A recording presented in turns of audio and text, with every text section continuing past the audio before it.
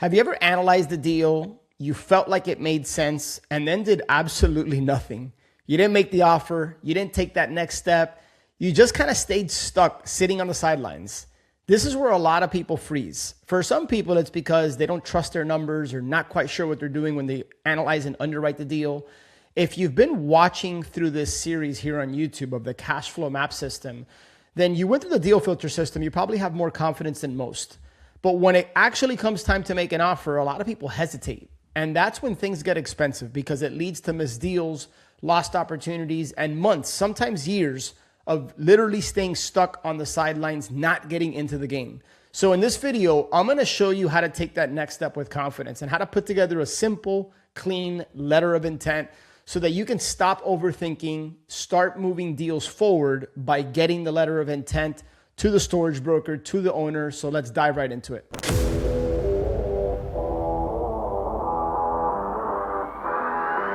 All right, you have run your self-storage deal through the cash flow map system. You've got something promising, you got something on the hook.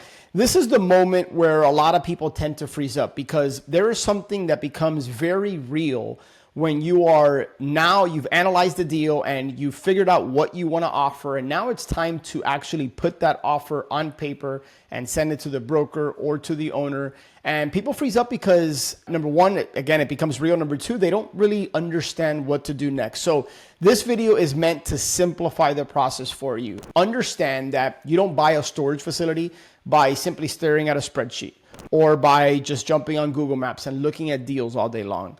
You buy it by taking action. And eventually at some point, that's going to mean sending a very simple, clean 1 or 2 page letter of intent, what is commonly referred to as an LOI. And people overcomplicate this next step.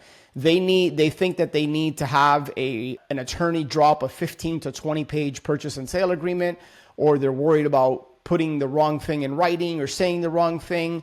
That's not what this is. An LOI, I'm not an attorney, so that's a disclaimer, so consult with the pros, but an LOI is not a contract. It is not legally binding. It's simply a professional way of letting the seller or the broker know, hey, I'm serious about your storage facility. Here's the outline, the framework, and what I'm willing to offer and pay for your facility. Think of it as planting a flag in the ground. It gets you on the seller's radar. It builds credibility with the broker, the seller, anybody involved. And then it buys you the time to essentially, if you come to an agreement, to then transfer that onto a purchase and sale agreement. And that may be when you want to get an attorney involved, somebody that understands the storage business and can protect your interest.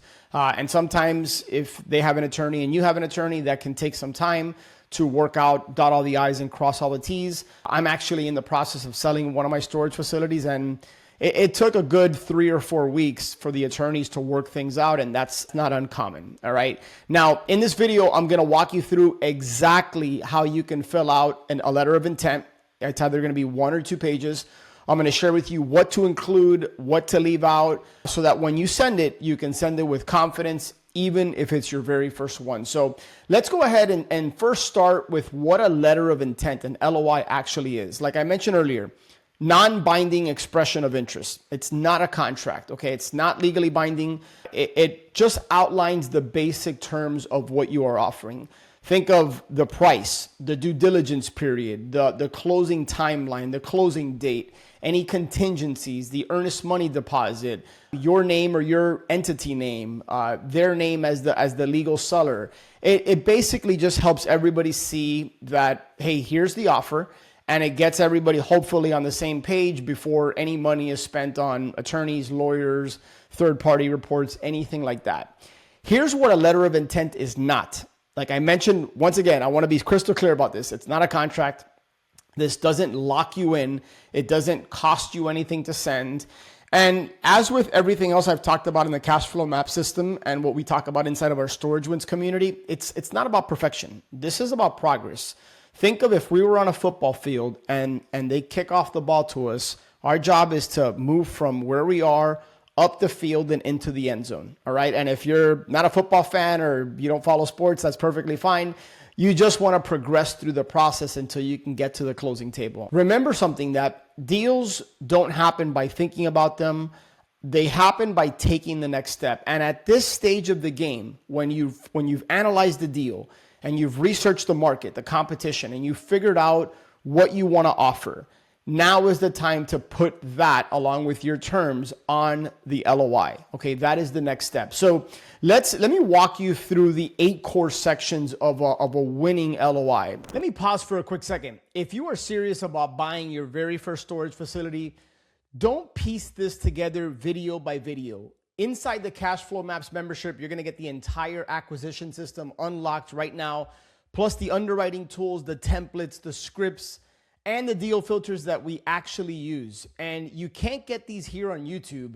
You can actually create a free account to access and unlock the entire acquisition system along with all the valuable resources. Click the link in the description, get the full system, and then let's come back to this and keep building.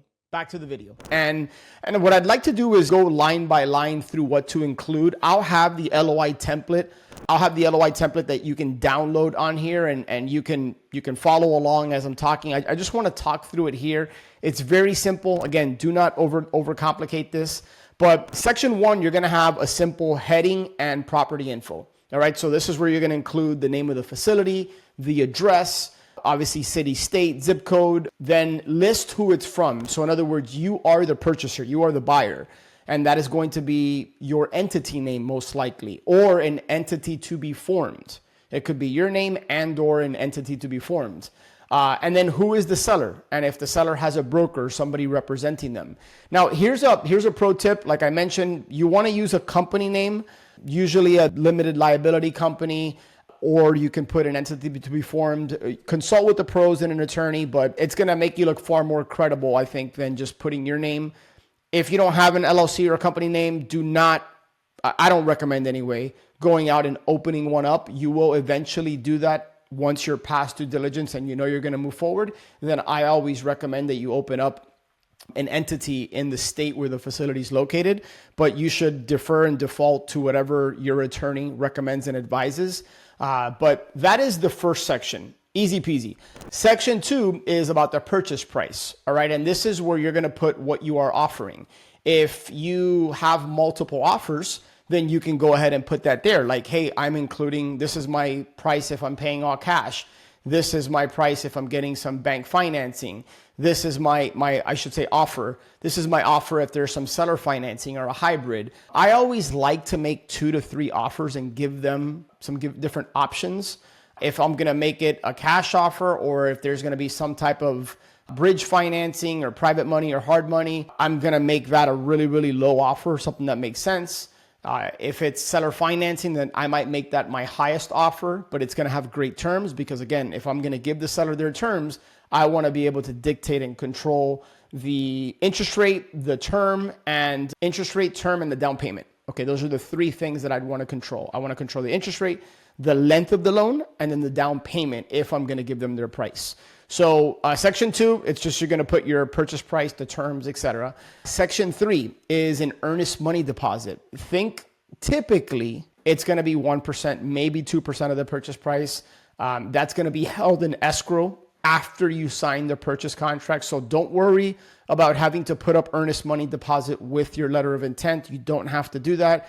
The LOI, you're just sharing that, hey, I'm interested, I'm serious, here's what I'm offering.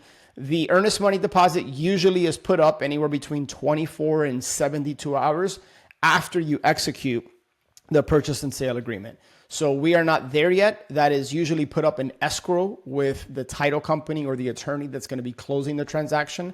I would always recommend, as a side note, that it's a title company and attorney that you choose. But again, that's outside the scope of this particular video. Just wanted to mention that. Section 4 is all about the due diligence period. Think of due diligence. If you come from the single family world, this is like your inspection period. This is your verification window where you're going to dot your I's and cross your T's because you're buying a business here. Self-storage is a real business. And so you're going to be verifying the financials, the leases, the physical condition of the property. This is if the facility is not in your backyard and you haven't actually physically put feet on site, like boots on the ground, then this is typically when you're going to travel. Once you're under contract and you're going to spend 1 to 3 days on site performing your due diligence. I will usually put in my letters of intent. There's a lot of variables and factors depending on if I really want the deal, depending on if I think it's a great deal and I need to tighten up certain terms. As a general rule of thumb, 45-day due diligence is a sweet spot. If you can get 60, fantastic. It just buys you more time. As an aside, one other thing I will include is one of the videos in the AMP training sessions, our amplifier training sessions, is the instant payday. And the instant payday is all about how you can wholesale storage facilities for big pops of income. If you know you are going to wholesale it, you want to try to give yourself as big of a due diligence window as possible, because you are going to market the facility, or I should say market the contract. You're going to find a potential buyer, hopefully the right buyer. And whatever time you have left on your due diligence, that's the time they're going to have. So the more breathing room you can give yourself from a due diligence perspective, the better. If you know you're going to be the end buyer, then 45 days I think is a sweet spot. If you can get 60, fantastic. I don't typically recommend anything less than 30 days unless you're just intimately familiar with that facility, with the financials, and you've already done a lot of the work. But I think 45 days is a good sweet spot for you. Think of the due diligence period as your safety net. Unless otherwise stated in the letter of intent or in the purchase and sale agreement, your deposit is refundable during this due diligence period. Make sure that that's the case so that you can walk away if something doesn't check out. Now, look, when I send the letter of intent and I ultimately sign a purchase and sale agreement, it's because I have every intention to close on that facility. All right. I don't ever recommend you get in the habit of just sending out a bunch of blind LOIs and signing purchase and sale agreements if you're not confident that what you're offering can work. That is a quick and fast way to burn your credibility. Self-storage, believe it or not, is a pretty small industry. Word can travel, especially with brokers. So now, if during due diligence you uncover something that was not disclosed, or it just you didn't know and it materially affects the deal and the numbers, then you can obviously certainly go back to the broker or the owner and what's called retrade or renegotiate. I don't ever like to do that or suggest doing that as a way to just get a better deal. Although I know people that do that. I don't like that approach. If I tell you I'm going to do something, I'm going to do it. Now, again, if I go out there and the seller told me the roofs are in great condition and all of a sudden I go out there, I have a roofer go up there or a couple roofers and they say, hey, Alex, this roof has a 3 or a 4 year shelf life, then I know that that's going to be a big expense for me down the road. I'm going to need to address that with the seller and get better price and or terms. Or I can decide to buy it if I think it's a good deal or walk. That's the purpose of your due diligence period. Section 5 is the closing timeline. So normally you're going to close, or I would say typically, you would probably close within 30 to 45 days after due diligence. So let's call the timeline in total, I think about 3 months. 75 days to 3 months is pretty common, depending on the complexity of the deal, the size of the deal, the more parties that are involved. I mean, I know deals that have taken 4, 5, 6 months to close. I would probably say 90 to 120 days for sure. I'd say the bulk of deals probably fall within that range. It also depends on, like, if you have SBA financing involved, Small Business Administration, that can delay and that can take longer because there's a lot more paperwork and boxes that have to get checked off. I remember my first deal, we were hustling. We were moving. We went through due diligence in 45 days, but we were able to get from start to finish with SBA, I think it was like 73 or 74 days. But I was moving quickly. Like when they requested something, I was on it. So yeah, I would say 60 to 90, 60 to 120 days is pretty typical, especially for a mid-sized facility. Section 6, financing terms. Here's what I would recommend here, especially if you know you're going to be working with a bank or you need to get some type of bank financing, lender financing. Try to keep this as flexible as possible, right? As an example, purchase subject to buyer obtaining satisfactory financing. Buyer may utilize bank, private capital sources, Small Business Administration. You want to give yourself some outs here, essentially give yourself some options. So I think that's important. Section 7 is about the contingencies. Contingencies is what protects you. I wouldn't put so many contingencies in there that it prevents you from even getting to a purchase and sale agreement. But as an example, you could put like offer is contingent upon buyer's review and approval of the due diligence items, included but not limited to the rent roll, the profit and loss statement, the balance sheet, any environmental reports, et cetera, management summary reports, etc. So I like to include that my due diligence window, that clock doesn't begin until I have received all of my due diligence. And then what I like to do is once I come to an agreement with the seller on the letter of intent, then it opens up, let's call it a 2-week window where they're not going to negotiate with anybody else. We're committed to work together to transfer everything onto a purchase and sale agreement. And in one of the addendums of the purchase and sale agreement, this is where I list out everything that I'm going to need as the buyer to review during due diligence. All right. So you don't have to list everything in the letter of intent, just enough to maintain control of the deal and let them know that, hey, I'm going to want to review, certain things during due diligence. Okay. And then finally, section 8, it's just the expiration and the signature field. I always suggest you put some type of expiration window, like, hey, this offer shall remain valid until this date. If not accepted by the seller, the buyer reserves the right to withdraw the offer. And that just introduces a little bit of urgency and scarcity into the deal. I wouldn't just leave it totally open-ended. 48 to 72 hours, I think, is pretty typical. And like I mentioned, it creates a sensey health of urgency. And then you're just going to write your name, sign your name, if there's a title of an entity name, things of that nature. So before we put a bow on this particular AMP training video about the letter of intent, let me share with you some best practices, some do's and some don'ts. Here's what I do recommend. 1 to 2 pages max. You don't need a 4 or 5 page letter of intent. Totally not necessary. It's complete overkill. You want it to be easy and simple for them to read through and digest. The more complicated, remember, complications and confusion makes the mind say no. Put yourself in the best position for them to want to say yes. So be clear. Don't be clever. Just be direct and clear. I always like to attach a cover letter to my letter of intent. Or if you're sending an email, a nicely crafted email, 1 or 2 paragraphs. You don't want a novel or a dissertation here. Attach it as a PDF. I don't ever send a Word document. And then get confirmation within 24 to 48 hours that they have received it. And that's it. That's it as far as the do's. Okay, we've already talked about the 8 core sections that you need to include there. You might want to run this by an attorney, but like I mentioned, an LOI is not a legally binding contract. Here's what you should not do. Don't overpromise or include price or terms that you're just not sure about. It wouldn't be great for you in the relationship if you let's say you send an offer for $800,000. I just picked that number out of the air. Let's say you send an offer for $800,000 and you're just not sure that you can make $800,000 work.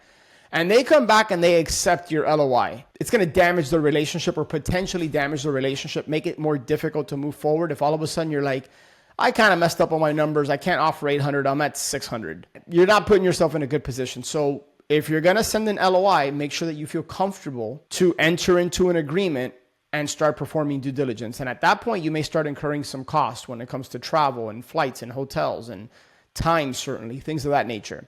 Don't delete all of your contingencies, especially early on in the process, because the LOI lays out the framework, the outline, the terms of what you're offering. What you don't want to do is leave out a bunch of contingencies. And then when you get to the purchase and sale agreement, now start adding a bunch of contingencies that you never even mentioned or brought up initially. Make sure you, believe it or not, I've heard some stories of people that they thought they sent the LOI, and when they look back, they never sent it. It was just stuck in their drafts. Make sure you send it. Make sure it's received. I always like to check 24 to 48 hours. Typically, I'm in contact with the seller or broker, and they know an LOI is coming. So I do get early confirmation.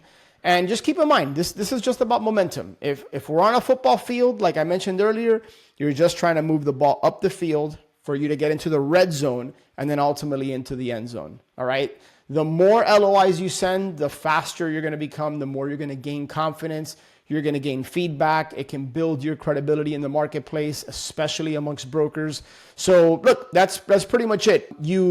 Somewhere on this page or below this video, you'll have a link where you can download the LOI template. Feel free to modify it. I mean, you can even jump on ChatGPT and, pick what works for you. I just want to provide you with a simple LOI that can work for you. Do not overly complicate this.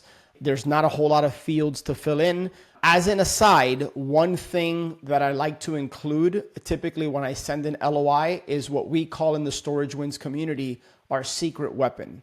And this is a buyer info sheet. And I'm not going to get too much into it here. I have a YouTube video about it. And the buyer info sheet, think of it as a one-page resume that it tells the broker, the seller, a little bit about you from a personal standpoint, who you are. If you have a family, usually I include a picture. If I have any hobbies, I'll tell them about my background and experience in real estate and in self-storage, what I own, what I've done. It essentially just gives them a snapshot of who you are, and it builds up credibility and trust so that you get shot to the top of the list, because a lot of people don't include this. So that's an aside. You can go to my YouTube channel. If you just search for Alex Pardo, you can find my channel, youtube.com/Alex Pardo. And there's a video, I think the title is The Secret Weapon, something along those lines. You'll find it.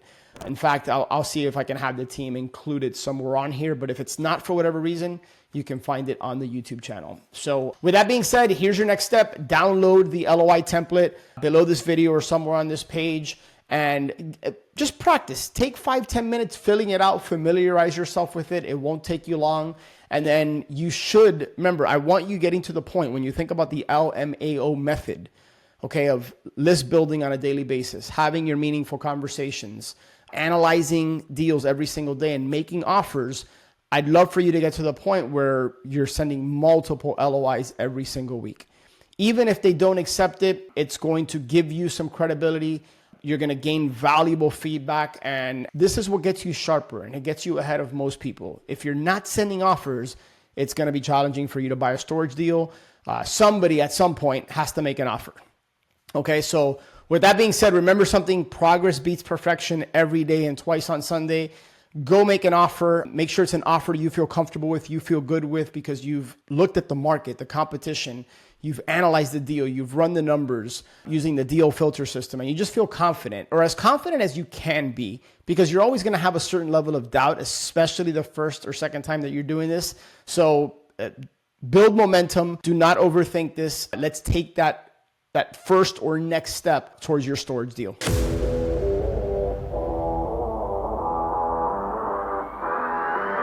All right, here's the truth. Understanding how to write an LOI, a letter of intent, is one thing, but actually doing it consistently, knowing exactly what to offer, that's what separates people who talk about deals from the people who actually close them. So don't overthink this. Use the simple template, keep it simple, and start building momentum by making offers. If you can get to the point where you're making an offer a week, if not more, you're going to be in a really good place to find and buy your first storage facility. And if you want access to the full cash flow map system, I'm talking the templates, the tools, the step-by-step framework that show you exactly how you can find, analyze, and fund and close these storage deals.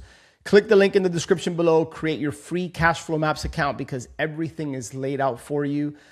I want you to go execute and take action and go make that offer. I'll catch up with you on the next video.